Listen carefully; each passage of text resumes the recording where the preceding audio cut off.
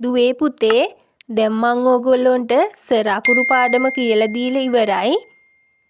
අයන්න ඉඳලා අව්යන්න දක්වා ලියන්නේ කොහොමද කියලා මම YouTube එකට වීඩියෝ දාලා තියෙනවා. ඒවා බැලුවේ නැත්තම් බලන්න. අද ඔයාලගේ පාඩම ව්‍යංජන අකුරු. සර අකුරු කීයද තිබුණේ? සර අකුරු 12ක් තිබුණා.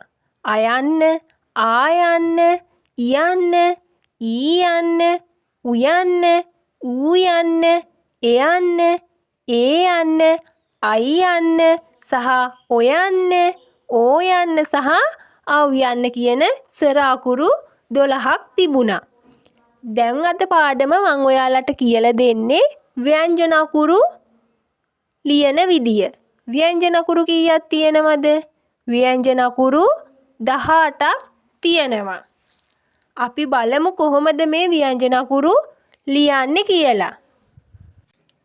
බලමු මේ අකුර ලියන්නේ කොහොමද කියලා. මම ඕගොල්ලොන්ට කිව්වා ව්‍යංජන අකුරු 18ක් තියෙනවා කියලා. ඒකේ සිංහල භාෂාවේ නම් කයන්න, ගයන්න, හයන්න මේ අකුරු තුන ලියලා තියෙන්නේ තුන් විදියකට නේද? දෙමළ භාෂාවේ කයන්න, ගයන්න, හයන්න යන අකුරු තුනටම මෙන්න මේ අකුර තමයි භාවිතා වෙන්නේ. වචනයක මුල, මැද, අග අනුව මෙහි ශබ්දය තමයි වෙනස් වෙන්නේ. හැඩය වෙනස් වෙන්නේ නැහැ. ශබ්දය තමයි වෙනස් වෙන්නේ. ඒ කියන්නේ මේ අකුර වචනයක මුලට යෙදුනොත් අපි ඒක ගණන් ගන්නේ කයන්න විදියට. දැන් නම් වල නම් ගත්තොත් පුතේ නමක් භාවිතා කරනකොට ඒ නම අනුව වෙනස් වෙනවා. නමුත් සාමාන්‍ය ගනිපු වචනයක් අනුව ගත්තොතින් දැන් කාහම්. කාහම් කියන්නේ කපුටනේ. කාහම්. අපි කාහම් ලියලා බලමු. කාහම්. කාහම්. බලන්න මේ වචනයේ මේ අකුරු දෙකම සමානයිනේ. දෙකම සමානයි. එතකොට මේක ශබ්දයෙන් තමයි වෙනස් වෙන්නේ. හැඩයෙන් වෙනස් වෙන්නේ නැහැ. ශබ්දයෙන් තමයි වෙනස් වෙන්නේ. මේ අකුර මුලට යෙදුනොතින් අපි ඒක ගණන් ගන්නේ කයන්න හැටියට. මැදට යෙදුනොතින් හයන්න විදියට ගන්නවා. කාහම්.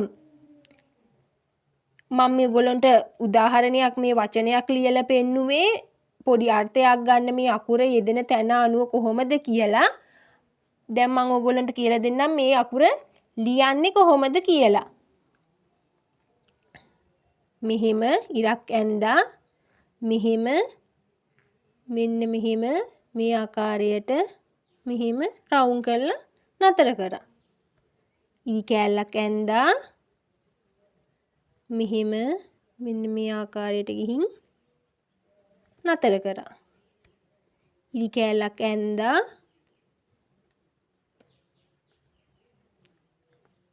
කොහොම ගිහින් නතර කරා. හරිම ලේසි පුතේ මේ මං අකුරු ටික ඉස්සෙල්ලා ඉවර කරලා ඉවරලා ඔයගොල්ලන්ට චූටි චූටි වචන ලියන විදිය කියලා දෙන්නම්. අපි බලමු තව කයන්නක් ලියලා. කයන්න විතරක් නෙවෙයි පුතේ ක ග හ යන අකුරු තුනටම මෙන්න මේ අකුර තමයි භාවිතා කරන්නේ. ඒකින්ද ඔයගොල්ලෝ මතක තියාගන්න මේකේ හැඩය වෙනස් වෙන්නේ නැහැ. වචනයක මුල මැද අග මේ අකුර භාවිතා යෙදෙන විදිය අනුව අකුරේ ශබ්දය තමයි වෙනස් වෙන්නේ. හැඩය වෙනස් වෙන්නේ නැහැ.